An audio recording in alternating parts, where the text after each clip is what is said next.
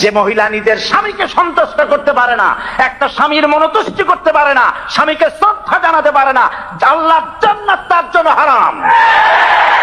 দেশের 12 কোটি মানুষকে তিনি কি সম্মান দিবেন? স্বামীর সম্মান যার কাছে নাই, স্বামীর মর্যাদা যার কাছে নাই। সুতরাং আজকে টেলিভিশনে যতই বক্তৃতা করেন, টেলিভিশন আজকে আপনার মিডিয়া আপনার হাতের মুঠায়, কিন্তু চিরকাল এই অবস্থা থাকবে না।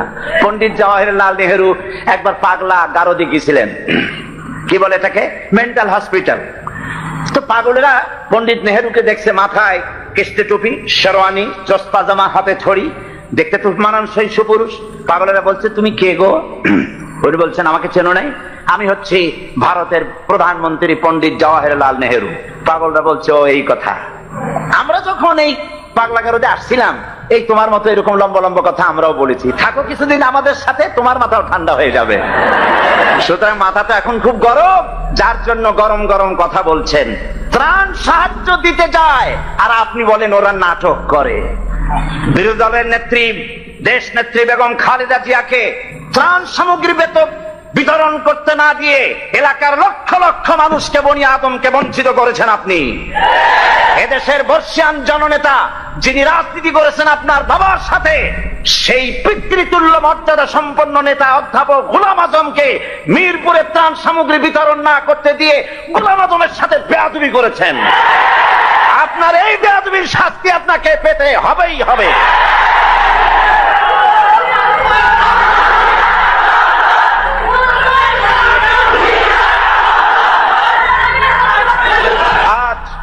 আজ স্পষ্ট করে বলি, বাংলাদেশে বলা হয় শিবির রক কাটে, বলে না? এদেশের দেশ পরিচালনার শীর্ষস্থানে বসা এমন এক ব্যক্তির সঙ্গে আমার কথা হচ্ছিল, তিনি বললেন শিবির তো রক কাটে। আমি বললাম আপনি দেখছেন? কয় না, আমার তো দেখার কথা না। জানলেন কি করে? বলল যে পত্র পত্রিকায় লেখে, সব পত্রিকায় আসে সমানে রক কাটে। আমি বললাম পত্রিকার সকল কথা কি আপনি বিশ্বাস করেন? কয় সব পত্রিকায় লেখে, যখন বিশ্বাস না করে যাই কই। আমি বললাম তাহলে তো পত্রিকায় সব কথাও লেখে বর্তমান সরকার অযোগ্য, অথর্ব, অদক্ষ, দেশ চালাইতে পারে না, এটাও বিশ্বাস করেন? বেচারি আটকে গেল, জবাব দিতে পারলো না। এই কথাটা কেন মাথায় ঢোকে না? একটা মানুষের রক কাটা সহজ না গুলি করে মারা সহজ? কোনটা সহজ? যেখানে অস্ত্র পাওয়া যায়, লাখ লাখ অস্ত্র পাওয়া যায় চিরমানবের মতো, সেইখানে একটা মানুষ ঠাইসা ধরিয়া তার রকটা কাটতে তো সময় লাগে। সে চিৎকার মারতে পারে, লোকজন ডাকতে পারে, রক কাটতে কেন গুলি করে তোমার রিবেতে পারে। সুতরাং আসল কথা হলো, শিবিরের মতো একটা পবিত্র ছাত্র সংগঠন থেকে গোটা নতুন প্রজন্মকে মাহরুম করার জন্য এই অপপ্রচার শুরু হয়েছে।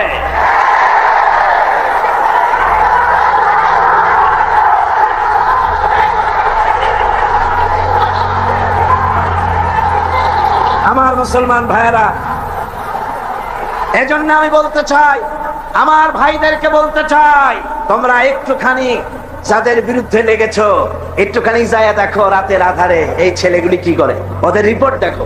কোরআন শরীফ কয়বার পড়তে হয় তার রিপোর্টে লিখে দিতে হয়, নামাজ 5 ওয়াক্ত পড়ে কিনা লিখতে হয়। আমি জিজ্ঞেস করি চট্টগ্রামবাসীদের কাছে, শিবির এই চট্টগ্রামের এত বড় বিরাট শহরে কোন দোকানে বাকি খাইয়া পয়সা দেয় নাই? একজন বলুন। কার মেয়ের দিকে খারাপ চোখে তাকায়ছে?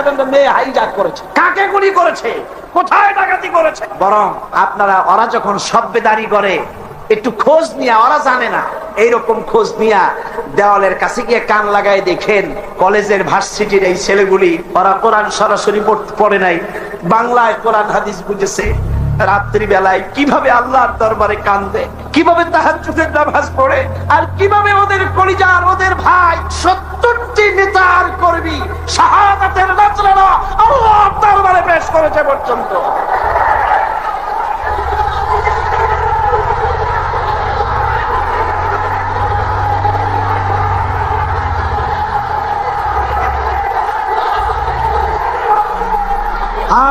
আমি আজ এই বিশাল জনসমুদ্রের পক্ষ থেকে বলতে চাই, চট্টগ্রাম বিশ্ববিদ্যালয়ের বাইরে একটা ছেলেকে কে বা কারা মারলো, সেই জন্য বিশ্ববিদ্যালয় বন্ধ করে দেওয়া হলো। কতদিন কেউ জানেন না? 2 মাস। 14,000 ছাত্র ছাত্রীর ভবিষ্যৎকে অনিশ্চিত করে দেওয়া হলো। আমরা প্রতিটি হত্যার বিচার চাই, প্রতিটি হত্যার নিন্দা করি, কিন্তু কোন মন্ত্রীর কথা মতো বিশ্ববিদ্যালয় বন্ধ করে রাখা যাবে না। বিশ্ববিদ্যালয় কোন মন্ত্রীর শ্বশুর বাড়ির আবদার নয়, যৌতুক নয়।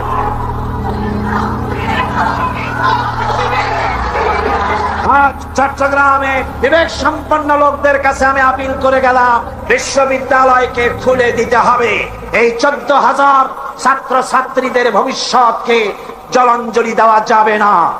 আপনারা একটা কথা শোনেন, পৃথিবীতে দেশ শুধু বাংলাদেশ না, আরো দেশ আছে না? সন্ত্রাসের কারণে ভারতের ইউনিভার্সিটি বন্ধ হয়েছে বছরে কয়দিন, কন ইউরোপে কয়দিন, আমেরিকায় কয়দিন, বাংলাদেশে বন্ধ হয় কেন?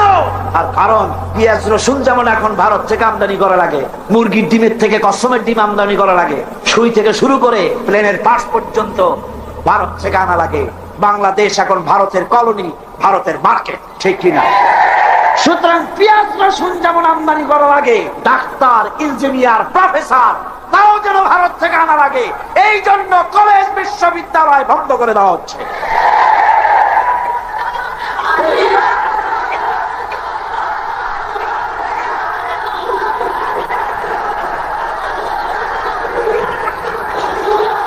আমি তরুণদের, জওয়ানদের বলবো, বাংলাদেশকে সত্যি যদি ভালোবাসো তাহলে ভারতীয় মুক্ত বাজার অর্থনীতির নামে ভারতের সম্পদ দিয়ে যেভাবে ভারতীয় বাজার দিয়ে বাংলাদেশকে নষ্ট করা হয়েছে, এর প্রতিবাদে তোমাদেরকে রুখে দাঁড়াতে হবে।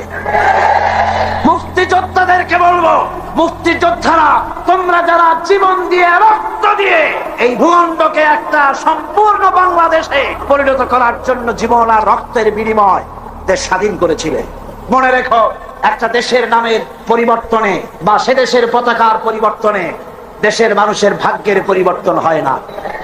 মুক্তিযুদ্ধ করে দেশ স্বাধীন হয়েছে ঠিকই, কিন্তু দেশের মানুষের ভাগ্যের উন্নতি হয় নাই। মুক্তিযোদ্ধাদের বলবো, তোমরা আমাদের প্রিয় সন্তান, তোমাদেরকে আরেকটা যুদ্ধ করতে হবে। সেই যুদ্ধ করবা কোরআনের শাসনের জন্য।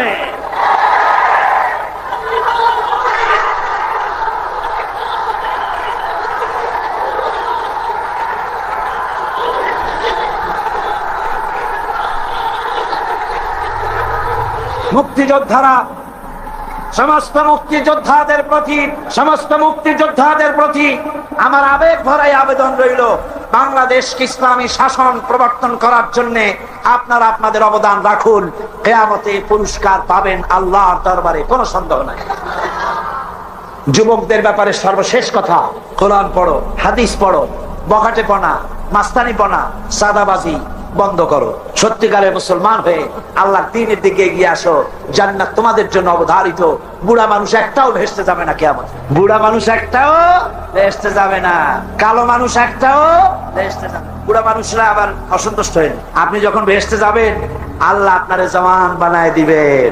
কারণ ভেস্তে এত নিয়ামত যা বুড়ারা খাইয়া হজম করতে পারবে না, ভেস্তে নষ্ট করে ফেলাবে। এই জন্য সব উরুবান আতরাবা, সমবয়স্ক বয়স্ক আল্লাহ করে দিয়ে দিবেন। কাল সুবহানাল্লাহ। জওয়ানদের ব্যাপারে এই আবেদন রইল।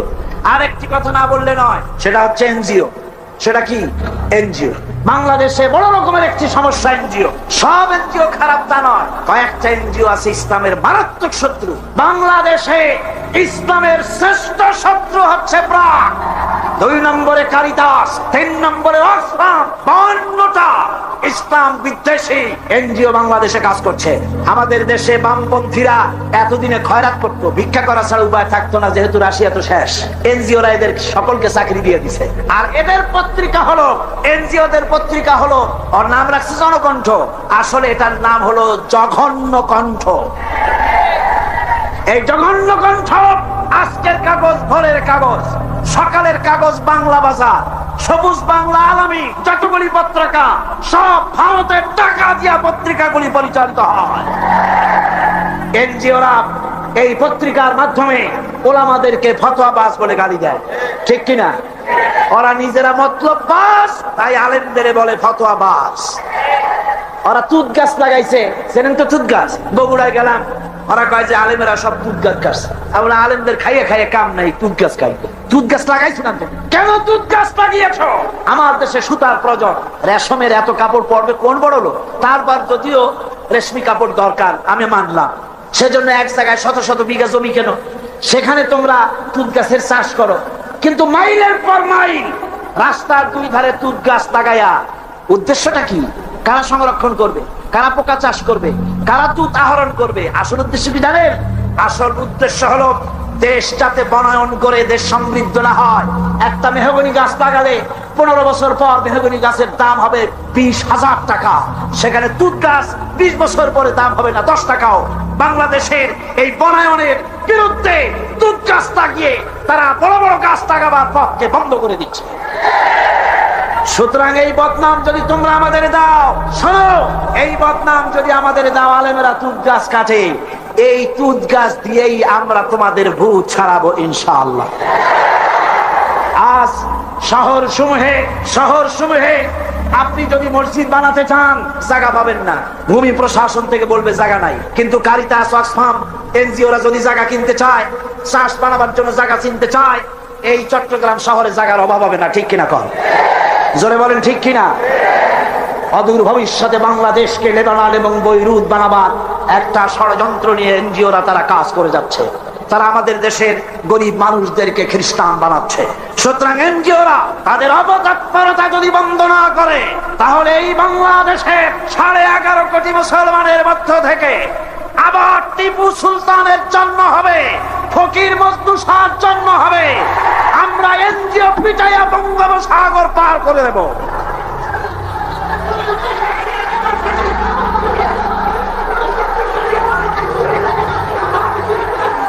আমার মুসলমান ভাইরা, আমাদের দেশে সব এনজিও খারাপ তা কিন্তু আমি বলি নাই। 800 এনজিও কাজ করে, তার মধ্যে 600 এনজিও বাংলাদেশ বহু ভালো ভালো কাজ করে।